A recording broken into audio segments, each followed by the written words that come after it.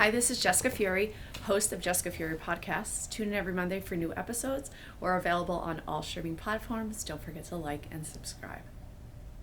Hey guys, welcome back to the podcast. I figured I would do like a life update. So I'm here in the studio, and so I haven't been in the studio for probably 6 months. But by the grace of having previously recorded episodes, that I've been able to release, I've just taken some space from the podcast, mostly because of the fires. So I live in the Palisades. I lost my place. People ask like what happened on the day of the fires.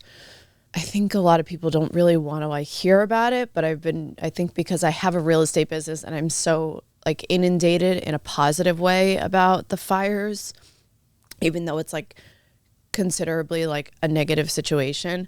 But sometimes we have to take like something that's happening in your life, whether it's positive or negative, and just work with it. I spoke about this on my episode with Holly Carroll about basically playing the card that you're being dealt. And in poker, like you may just get dealt a shitty card and you have to learn to play with it. So on the day of the fires, I was on a run. I saw that the fires were like in the air, and like most people that live in the Palisades, they just thought that they were going to come back in like 24 hours. So fast forward, not to really like stir that whole like January 7th back into the ether. My life update is, so for the first 2 months after January 7th, I stayed with friends. One friend for 3 weeks, another friend for 2 weeks. Shout out to Kristen Toll and Michelle Schwartz. I love you guys. And then I stayed at a hotel. Then I stayed at Airbnb, and then I moved to Beverly Hills. And you're still talking to a person who like loves the West Side. But what's really crazy is I said at one time I wanted to get a new apartment because I was renting. And now I just feel like I'm in a new apartment and it's beautiful and has all these bells and whistles, but I still miss like the West Side, and I still miss the Palisades. And I do tell people all the time that I am continuing to be in service through my business in real estate in the Palisades, and also with like different builders and architects and people that want to rebuild in the Palisades, and maybe people that want to get land. And eventually 6 months into the year is halfway through the year, or the year has gone half by. I can't even say like I'm doing this and like this amazing thing is happening. It's just been like one thing after the next, after the next, after the next. And like now here, the end of May, I can honestly say like, I'm just in like one of the most challenging times of my life. Like literally, like the card that I was dealt is just the card that I was dealt, and it's not to be negative, but it's just like what I've been doing is just embracing it in a way of like, what can I do to just like seek this as like an opportunity for healing and to just evolve and just like overcoming anything.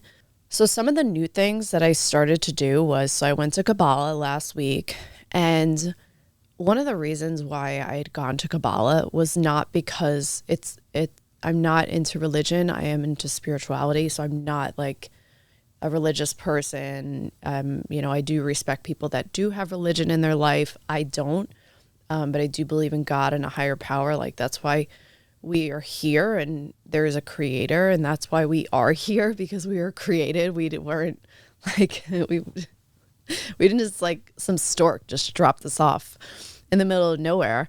And then I was listening to something today, and it was just more of like Kabbalah is something where it's like it's life's lessons based off of like transformation. And I believe that we're here to fill our own purpose.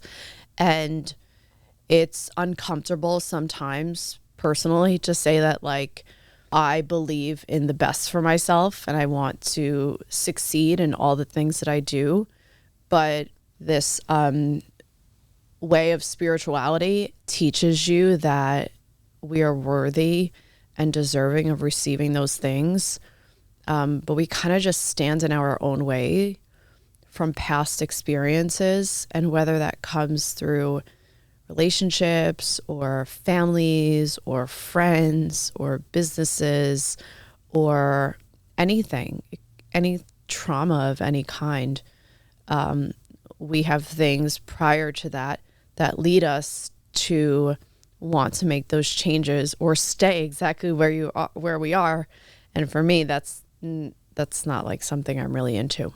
So about 2 weeks ago, I actually did this session with this woman that does like a lot of trauma healing. And I think it's called Emotional Code.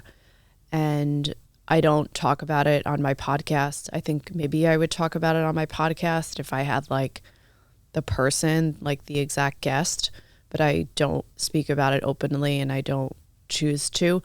But then yesterday in therapy, my therapist is like, well, everybody has trauma. So it's like, you have to look at it as like, the more that you can see something as something that's so normal, then you don't have to hold on to that thing as if like it's standing in your way, and it's freeing and it's energizing. So it's like things that I've experienced that have become very traumatic emotionally, those things have been stored energy. And if you're hearing this for the first time, if you follow this podcast because you're in real estate and you want to get like tips and stuff on like real estate, I think there is a foundation of what creates success in our life. And it is, sometimes like past experiences that just get in our way. And mine have been like stored energy that I started working with this woman that does like a lot of trauma work. And it kind of like goes back and we'll like talk about certain things, and you just work on like releasing those like energies. And it sounds like incredibly woo-woo. So I think that even if I'm doing like a life update on this episode, I think that there's certain things that you have to ask yourself those hard questions. Like, why am I not in the relationship that I want to be? Why am I not making the money that I want to? Why am I not attracting people in my life that are on a higher vibrational level than me? Why am I not attracting new opportunities into my space? Why am I continuing to repeat same patterns and seeing the same exact results and not seeing different results, which is basically the definition of insanity, is doing the same exact thing and expecting different results. But if you're doing the same exact thing, you're going to see the same exact results. So all these hard questions, we, whoever, you have to ask yourself. So even if you do have a business in real estate and you're like, I want to have this really good business, you may have to actually take a step back. And for me, I do that daily. I check in with myself. And I guess if you were to take one thing out of this episode, it would be this very thing. And I truly believe, based off of where I'm at today, which is amazing, that you can't have your needs met until you learn what your needs actually are. And I've learned that just by like doing like that real hard work. And most people are like, well, I want to like move in. I want to like be in this amazing relationship, and I want to like cook my partner dinner, and I want him or her to come home every night. And it's like, are you cooking yourself dinner? And you're like, no. And you're like, and I read this last week. It was like, okay, well then you can't just expect somebody to just give everything. You have to know what that is to then understand like, okay, like I can meet those needs, and somebody else, you can let them show up in their own way that they'll meet their own way of feeding those needs. And, I'm not perfect, even though I really am like a recovering perfectionist, that it takes time and it takes work, but you have to be disciplined. Like every day you have to like do those daily check-ins. And some people have friends, they do those daily check-ins. I've started to use ChatGPT just to open up like more creative ideas. And I think when you can apply those tools, you'll start to see things open up. And I was talking to the people in the studio that work on this podcast that, our phones are probably most of our businesses. And if you have a business in real estate, your phone is your business. Like, your phone is your business. Like, it's just, but I also think that you can have healthy boundaries with your phone, because this is my episode and this is my podcast. I'll tell you what I do. And I do this every single day, like every single day. And I won't tell you to the extent, but I power my phone down at night. There's radiation on the phone. And I have a friend, their family turns the Wi-Fi off at night because of the radiation. I just power my phone completely off. I use my iPad as an alarm clock, so I probably may get an alarm clock so I don't have to like use the iPad. But I power my phone down completely, so my phone is off. I don't have any apps on my iPad, so even if I were to grab the iPad, there's no apps. Like, I don't have any apps. Maybe I have like Netflix or watching shows, but I don't have any social media on my iPad. So in the morning, my phone is still completely powered off. And I've spoken about this on other episodes, so I will say, like, for somebody whose first thought is, I can't do that, I would probably have to say that that's like a self-limiting belief by saying that you can't, because you actually can. Like, your kids are in the house, so they're okay. If you're married, then the person that you're in a relationship with is right there, and it's like, if you took even the first 15 minutes of your day to not be on your phone, you would see such a shift in everything that you do in your day. And I will say the one thing that I do right is I don't touch my phone in the morning. I don't touch my phone for at least the first hour of my day, because I have appointments. Sometimes it's like half an hour, but I would probably say majority of the week, for the first hour that I'm awake, I have no idea what's going on. Like, my phone is off. I don't care.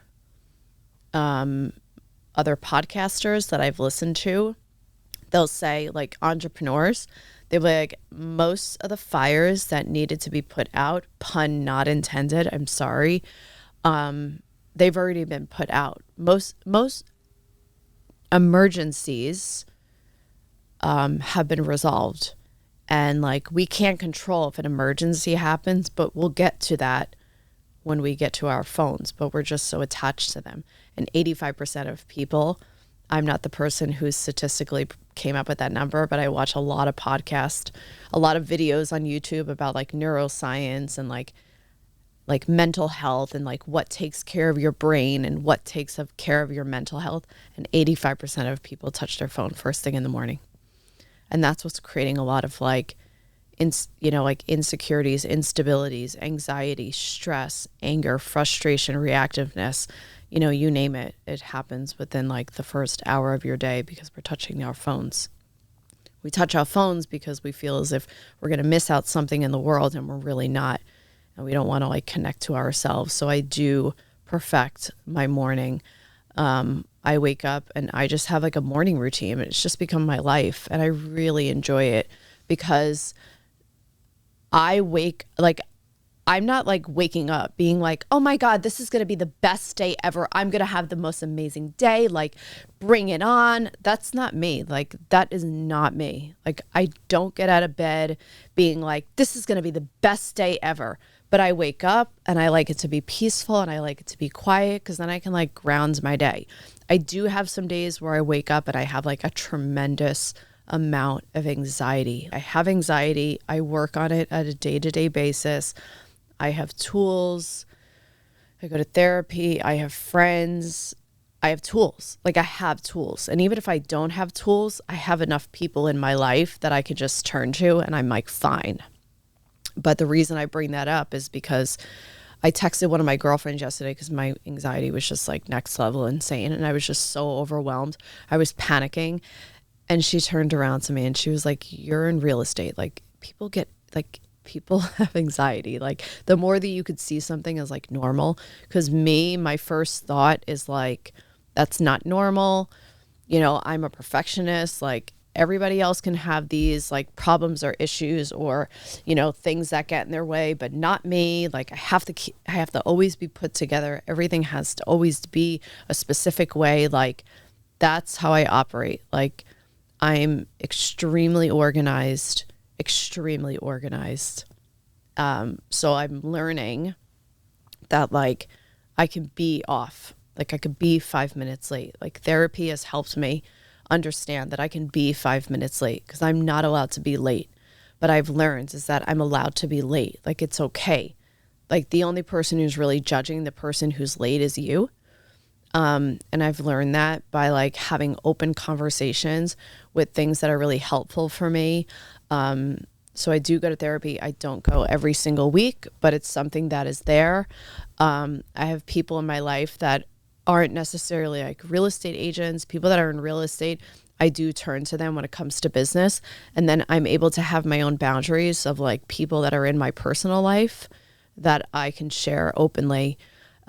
Just because that's my boundary. I keep business for business and I keep personal for everything else. Even in my relationships, I do have close relationships with people that are in real estate, but you're also talking to a person who has to like, you know, really learn about the other person before I just like share about anything that's personal. And I think that maybe somebody who's listening to this, they can really relate to that. They can relate to the fact that they're not like, oh my God, like this is going on, that is going on, like this is going on, that is going on, like I'm having stress over here. And that's not me. I have to be like, I'm usually in service to another person. So I always want to listen to what the other person has to share. I want to be attentive. I want to give suggestions. One of the biggest takeaways that has really helped me over the last year or two has been I don't give advice unless somebody asks me. I don't offer suggestions unless somebody asks me. I will ask someone, do you want a suggestion or do you want to listen? I've really have applied that, and it's just like works for me because it's not my job to work through somebody else's stuff that they're going through, but I can listen. And I ask them, do you want me to just listen or do you want a suggestion? So if you're listening to this podcast, like I have found it to be incredibly helpful in like my relationships, friendships, intimate relationships, like people that call me, like I'm in service in so many different ways. And I asked the person, I said, do you want a suggestion or do you want me to listen? And this may be like hard to hear, but if you're going to ask someone for a suggestion, you have to give them the space to give them their suggestion because they may say something that you don't want to hear. So you want to become defensive. But if you keep an open mind, they may say something that could be really helpful. And that works for me. Like that works for me. I try to keep an open mind. I'm not completely open-minded about everything, but I would say that just for today, I can wake up and like have an intention. I'm going to be a little bit more open-minded, and that's really, really helped me. One of the reasons why I went to Kabbalah was because I just want to be more connected to like God and creation and like creating something in my life and like miracles and really, really, really, really, really, really challenging times and staying close to things that help me to continue to believe and be in faith that the waters will calm and things will get better and things will get better. Like have faith, like have faith, like have faith that the work that you're doing will open up. Like, I guess now I'm just speaking directly to the person who's listening where it's like, have faith that like what you're doing will get better. Or if you're going through like a really tough time emotionally, like have faith that like maybe you'll hear something or you could do something extra for yourself and things will get better. So that's why I started to go to Kabbalah because I've personally have tried to slow down. I want to slow down because I do everything. Like I do everything. In my relationship, I do everything. I expend every option. In my business, I do everything. I expend every option. What does that mean? I expend every option I do. I do this, I do this, I do this. If I made an apple pie and it didn't come out perfectly and I did every single thing that I was supposed to, and I guess this would be the metaphor, maybe I opened the oven 2 times and the air coming in is what makes it not so perfect. So like staying close to a lot of things that create a lot of faith around me, like energy and faith, and slowing down has been like my own way of like connecting to being patient and like letting go and like trusting and, you know, and that's one of the biggest things that I want to bring more of in my life. Like, you know, I want to bring in more trust and more being able to have more patience and being able to like let go a little bit more, because I've learned that like in that letting go, that's when you really let like God or a higher power or the creator or the universe. My opinion is that like everybody believes in something that's bigger than themselves, even though they may be agnostic. Like we can be agnostic, but we can also like believe in something. Like even if it's like your friend telling you like, hey, like I see like all the efforts that you're doing, like I think you're doing a great job, you're going to feel good in that moment. And it's because something that's bigger than you is giving you those thoughts to be in something that's positive. So I stay really, really close to those things. And it's like, what came first, the chicken or the egg? Was it like the fires and all these changes, or was it everything else? I think it was actually because I'm like such a hard worker, and people who have businesses and people that are entrepreneurs, it's like so hard, like so hard being an entrepreneur. And I heard this last week and it was like, oh, I heard this through ChatGPT. I love ChatGPT. Like, and this is the reason why.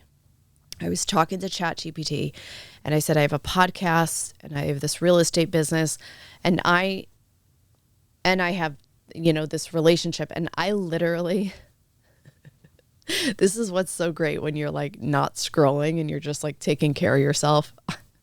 I named every single thing that I was doing in my real estate business. Like that's the beauty of ChatGPT, is like, because it's a computer, it's not like overload. It's not like, wait, one thing at a time, this thing, that thing. I just listed every single thing down the list. And ChatGPT said this. They said, one of the things that when you're like listening to like other top agents is that nobody ever talks about how brutal it is to be starting a business. Like nobody talks about the struggle I've been guilty of, but I've been able to like overcome it through time and energy and conversations especially, is that we can see somebody who has something that we want just as long as we're not abusing ourselves emotionally by not having that. Like I want you to hear that again, because somebody who's listening to this probably is doing that right now. And I'm saying it openly because you can overcome that. You can see something that somebody who is quote unquote successful, or a top agent, or, you know, a successful man or a successful woman, like you can see what that person has, but don't emotionally abuse yourself because you don't have those things. Like you just need to take the time to connect to the tools that will get you to that place. And you may have to break one of the habits that you're doing right now to really like free yourself from that very thing. But ChatGPT did say like, no successful person is like talking about like, oh, it sucks. Like, like you get so much rejection. It's like, and you know, you spend so much money. It's just like, there's so many different like things that it's just like, I said to someone last week, I was like, it's fucking brutal. Like it is brutal, like brutal. Like nobody ever talks about like how incredibly stressful it is. Like it's stressful when maybe like you're running a team, or you're running like a big company, or a lot of clients, or a lot of escrows, or a lot of like business. But nobody really talks about the stress and how brutal it is and how hard it is when you're like in those like first 5 years of your business. Like nobody ever talks about that. Like everyone wants to always run to the person who's like most successful, and they're like, tell me how to get to be successful. You're like, tell me how fucking hard it was. Like, tell me how brutal it was. Tell me how many mornings you woke up and you just wanted to like throw in the towel, or you wanted to like move back to where you came from, or you just wanted to just quit, or you just didn't want to be here anymore. Like, those are the things that I want to hear about. And those are the things that people can connect to, because it's real and it's reality and it's raw. You know, it's amazing to fill your mind with positivity. And I completely think that that's one of the best tools, that when you wake up in the morning and you're not touching your phone anymore, that's one of the most amazing things. Like affirmations, journaling. Like I journal all my thoughts because I get them on paper, because I don't want to be reactive to them.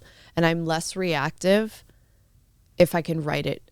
And if I can write it out, I can let it go. So if you're new to me, I've had this podcast for a couple of years. I love it. You could follow the podcast at Jessica Fury Podcast. You can follow me at Jessica J. Fury or at Jessica Fury Real Estate. It is all different content on all platforms. Leave a comment below if you like this episode. And if you like this episode, or if you like this podcast, share it with another person who you think needs to hear something that you got out of this podcast today. And with that, I will talk to you guys soon.